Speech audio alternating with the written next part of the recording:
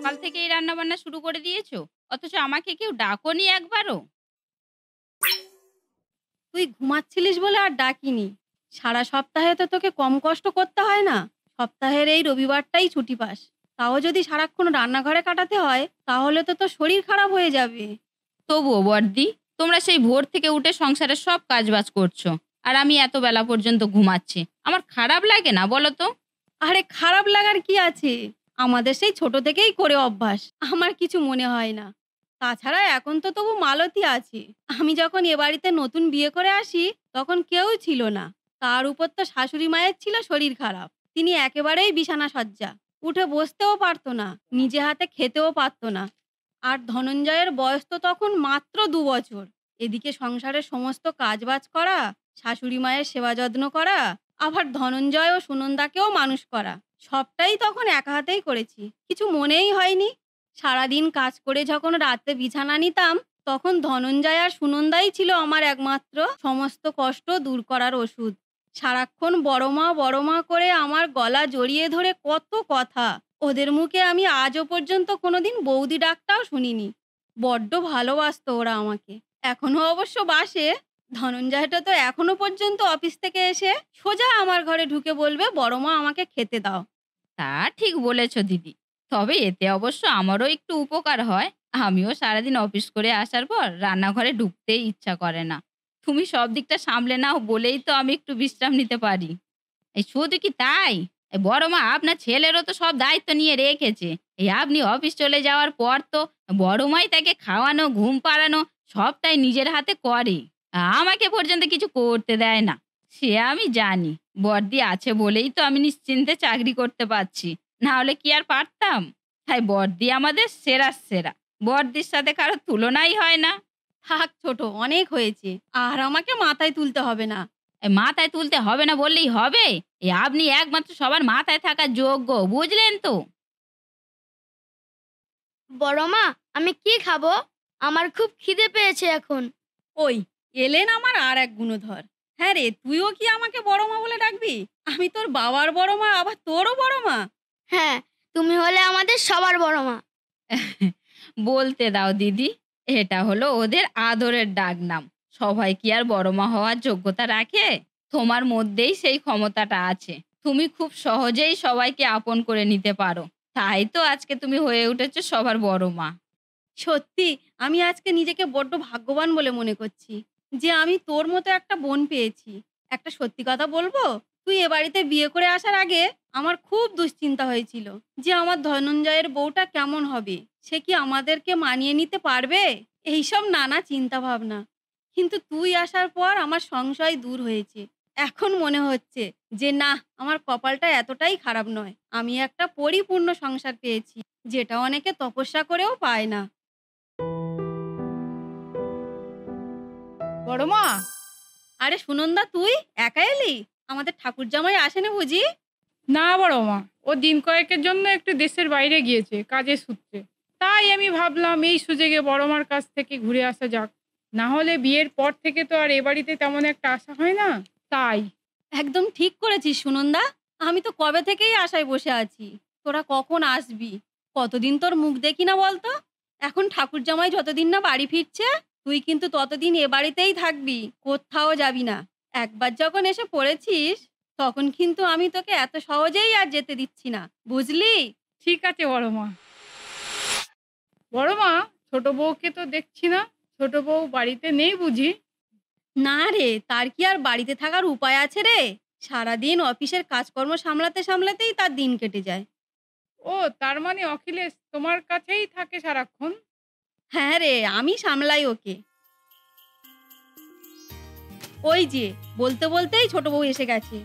দেখ রে ছোট, কে এসেছে। ও, ছোটদি, কখন এলে? এই তো সবে এলাম। চা খাবে? চা করি? হ্যাঁ, সে তো গরম গরম হলে মন্দ হয় না। ঠিক আছে ছোটদি, তোমরা বসে গল্প করো, আমি চা করে আনি। তোমার ছোট বউ কেমন হয়েছে গো বড় মা? তোমাদের সকলের সাথে ঠিকঠাক ব্যবহার করে তো? কেন, দেখে বুঝতে পারছিস না? এক্কেবারে আমার মনের মতো। আর হবে নাই বা কেন? তোর বড়দা ডেকে এনেছে বলে কথা। হাজারটা দেখে শুনে তারপর ঘরে নিয়ে এসেছে। আর তুই তো তোর বড়দাকে চিনিস, তোদের জন্য সবসময় সে ভালো কিছুই খোঁজার চেষ্টা করে। তোকেও তো আমাদের ঠাকুর জামাইয়ের হাতে তুলে দিয়েছে, সে কি আর এমনি এমনি রে? তার মধ্যে নিশ্চয়ই অনেক ভালো গুণ দেখেছে, আর সেটা তো তুই এখন ভালো করেই বুঝতে পারছিস। কি তাই তো? হ্যাঁ, এটা তুমি ভালোই বলেছো বড় মা।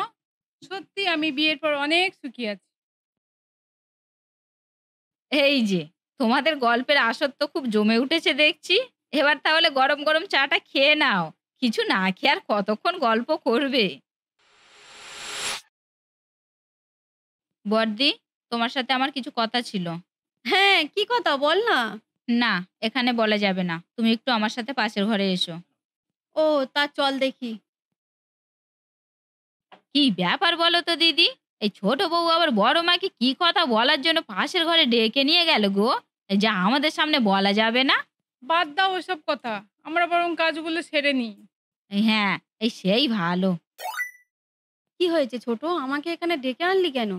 বড়দি, তুমি কি মালতীকে কোনো শাড়ি দিয়েছো? হ্যাঁ, শাড়ি তো আমি ওকে প্রায় দিয়ে থাকি। কেন, কি হয়েছে? সে তুমি তোমার শাড়ি কবে কখন কাকে দিয়েছো সেটা নিয়ে আমার কোনো মাথা ব্যথা নেই, কিন্তু তুমি আমার শাড়ি ওকে কেন দিয়েছো? তোর শাড়ি?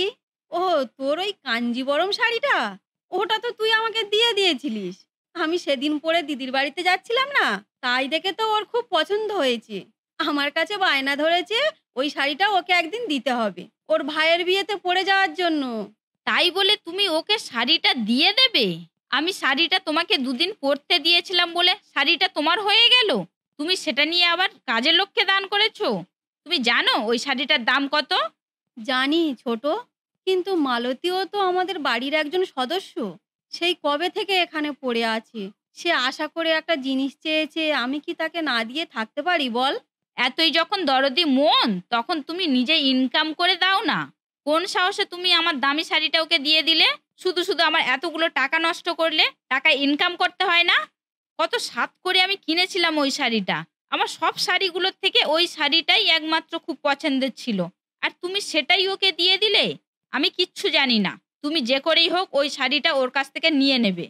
আমি একটা মানুষকে কিছু দিয়ে তার থেকে ফিরিয়ে নেবো সেটা? না ছোট, আমি এটা কোনোদিনও পারবো না। তাতে তুই আমার যা ইচ্ছা বল। তোর শাড়ি নিয়েছি তো, আমি নিজে খেটে রোজগার করে তোর শাড়ি কিনে দেব। আর তা যতদিন না পারছি ততদিন এ বাড়ির অন্ন আমি মুখে তুলবো না। বড়দি, আমি কিন্তু কথাটা ওভাবে বলতে চাইনি। হ্যাঁ বলেছিস, কথাটা তুই ওভাবেই বলেছিস। ওই যে বললি না নিজে ইনকাম করে লোককে দিতে, তার মানে তো এ বাড়ির সবকিছু তোরই। তোর আর তোর বরের টাকায় তো এ সংসার চলে। এ সংসারে আর কোনো জিনিসের ওপর কি আমার অধিকার আছে? আমি তো তোর চাকর, এটাই বলতে চেয়েছিস তো তুই? এই ছিল তোর মনে মনে? তোর মনে মনে যদি এই সব ছিল তাহলে তুই সেটা আগে বললি না কেন? আমরা চলে যেতাম এ বাড়ি থেকে, শুধু শুধু তোদের ঘাড়ে বসে আমরা তোদের টাকা ধ্বংস করতাম না? বড় বউ, লজ্জা করে না তোমার? যে নিজের বউকে দুমুঠো খেতে দিতে পারে না, সে এত মাথা উঁচু করে ঘোরে কি করি? এই দিনটা দেখার জন্য আমি বেঁচে আছি। ওকে বলে দাও ও কোথায় ছিল এতদিন। যেদিন তুমি না খেয়ে না পড়ে নিজের ভাই বোনকে পড়াশোনা শিখিয়েছিলে, নিজের সারা জীবনে রোজগার দিয়ে নিজের ভাইয়ের জন্য একটা বড় বাড়ি বানিয়ে দিয়েছিলে, কোথায় ছিল ও তখন? মনে পড়ে তোমার সেদিনটার কথা, যেদিন তুমি আমাকে বিয়ে করে এনে বলেছিলে যে আমাদের মধ্যে কোনো সন্তান আসবে না, আমাদের সবটাই জুড়ে শুধুমাত্র আমাদের ভাই বোনেরা থাকবে? আর তোমার কথা শুনে আমার নিজের মাতৃত্বকে বিসর্জন দিয়ে নিজের সবটুকু দিয়ে ওদেরকে বড় করে তুলেছি। মনে পড়ে তোমার যেদিন ধনঞ্জয়ের পরীক্ষার সময় রাতকে রাত জেগে ওর পাশে বসে থাকতাম, ওর পরীক্ষার সময় না খেয়ে সারাদিন ওর ফুলের সামনে অপেক্ষা করতাম? সেটা এই দিনটা দেখার জন্য যে পরে তার বউ এসে আমাকে দুটো কথা শোনাতে পারে। আজকে আমি এই সকলের সামনে দাঁড়িয়ে প্রতিজ্ঞা করলাম, যতদিন না পর্যন্ত নিজে ইনকাম করে সংসারে দিতে পারবো, ততদিন না পর্যন্ত এ বাড়ির জলও আমি মুখে তুলবো না।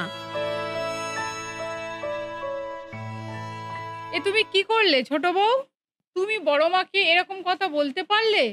বড় মা যে আমাদের দুই ভাই বোনের কি করেছে সেটা তোমার অজানা হতে পারে, কিন্তু তোমার ছেলের জন্য সে কি করছে সেটা তো তোমার অজানা নয়। তাহলে তুমি ওইসব কথাগুলো কি করে বলতে পারলে? ওকে কিছু বলিস না সুনন্দা, ও তো খারাপ কিছু বলেনি। এ বাড়িতে যে সবকিছু ওদের ইনকামেই চলছে, এ কথাটা তো সত্যি। না বর্দা, আমি ওভাবে বলতে চাইনি।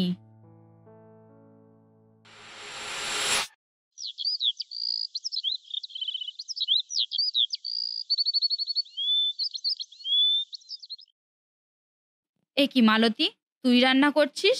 বর্দি কোথায়? বড় মা, এই বড় মা কোথায় যেন একটা গিয়েছেন। এই সকাল থেকে দেখা যাচ্ছে না ওনাকে। সে কি, কোথায় গিয়েছে? সর্দি, তোমাকে কিছু বলে যায়নি? না গো ছোট বউ, এত বড় একটা কাণ্ড ঘটার পরে কি কেউ আর এ বাড়িতে থাকতে চায়? হয়তো এখন থেকে ওনার রাস্তাটা উনি দেখেই নিয়েছেন। না, এটা হতে পারে না। বাড়ির বড় গিন্নি বাড়িতে নেই, আর তোমরা সব হাত পা গুটিয়ে বসে থাকো, বুঝলে তো? সবাই হাত পা গুটিয়ে বসে থাকো, কারোর কিচ্ছু করতে হবে না।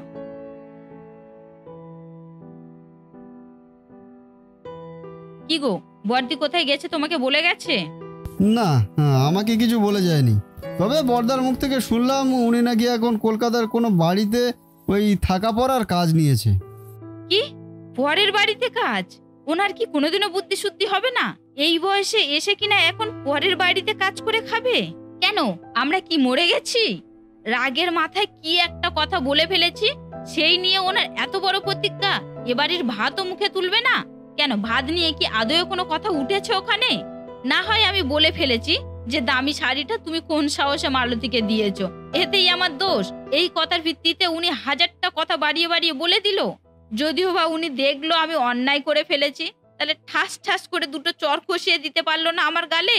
বড় দিদি হিসাবে তো ওনার এটা করা উচিত ছিল। আর বর্দা, বর্দা কোথায়? বর্দা কোন হিসাবে যেতে দিল ওনাকে? বর্দা, বর্দা, বর্দা, বর্দি বাড়ি থেকে চলে যাওয়ার সময় তোমাকে বলে গেছে? বলে তো গেল। তুমি যেতে দিলে বর্দা? আর কেউ আমাকে না চিনুক, তুমি তো আমাকে চেনো বর্দা। তোমার মনে হয় আমি কথাগুলো মন থেকে বলেছি? আমি মন থেকে কখনো চেয়েছি যে তোমরা আমাদের থেকে দূরে চলে যাও? তোমরা এভাবে আমাদের থেকে দূরে সরে গেলে আমরা বাঁচবো কি করে? আর বর্দি, বর্দি আমাদের সকলের মনের যে কোন জায়গাটায় আছে সেটা তুমি জানো না বর্দা? তাহলে তুমি কেন যেতে দিলে বর্দিকে? আমি তো তোমার বর্দিকে চিনি। তোমার বর্দি যখন একবার মন থেকে প্রতিজ্ঞা করেছে, তখন আমার সাধ্য নেই ওকে আটকানোর। তা বলে এই বয়সে এসে লোকের বাড়িতে কাজ করবে? এ বাড়ির সবকিছু কার? এ সব কিছুই তো ওনার। উনি নিজে হাতে সবকিছু দেখাশোনা করে। আমি কি কখনো জানতে চেয়েছি কোথায় কোন টাকাটা খরচ হচ্ছে? আমাকে হিসাব দাও। শুধু ওই শাড়িটা, শাড়িটা আমার খুব পছন্দের ছিল, তাই না হয় আমি রাগের মাথায় একটা কথা বলে ফেলেছি। এটার জন্য তোমরা আমাকে যা শাস্তি দেবে দাও বর্দা, কিন্তু প্লিজ বর্দা, তুমি বর্দিকে ফিরিয়ে আনো। বর্দি ছাড়া আমি কিছুতেই এ বাড়িতে থাকতে পারবো না, কিছুতেই না। এতই যখন মন থেকে চাইছো, তখন নিজে গিয়ে ফিরিয়ে আনো না ছোট বউ।